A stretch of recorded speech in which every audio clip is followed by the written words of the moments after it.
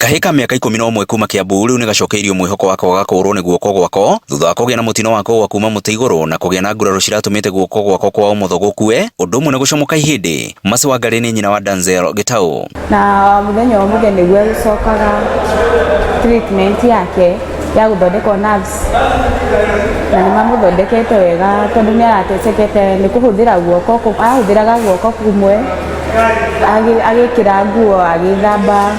Timu ya madagĩtarĩ kuma thibitarĩ ya Gatundu Level 5 gĩtabania operation ya mwanya ya mathaa 5 guoko-inĩ kwa ũmotho gwa Kahĩĩ kau na gũthondeka werũ mĩkiha ĩrĩa ĩragĩte na nguraro njoru ta ũrĩa ndagĩtarĩ Dosi Joey aratarĩria. So today we operated on a child 11-year-old who had a fracture of the humerus, the arm, which resulted in an injury to the nerve which affected his function in the hand. So he was not able to lift his hand up and his fingers.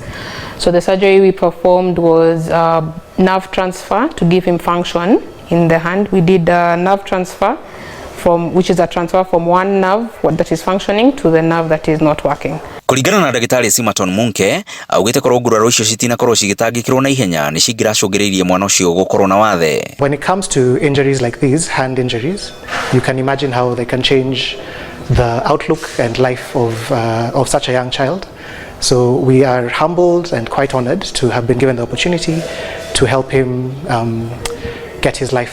Timu ĩno ya arigitani yugĩte ĩno nĩyo operation ya mbere ya mũthemba ũcio gũtabanio kaunti-inĩ ya Kiambu, makiuga atĩ kaunti ya Kiambu nĩ ĩtacũkĩtie makinya manene harĩ kũgacĩrithia motungata ma ũgima mwega wa mwĩrĩ. As we would like to reiterate, this is the first time surgery of that magnitude is being done in Gatundu Level 5 and in Kiambu County. Ruthi wa Werũ ũrĩa nĩ mũrũgamĩrĩri wa mũthubarĩ wa Gatundu akiuga atĩ rĩu maraheana motungata ma gĩkĩro kĩa igũrũ kũrĩ mũingĩ wa Kiambu marĩa mekũmanyihĩria thabarĩ ndaya.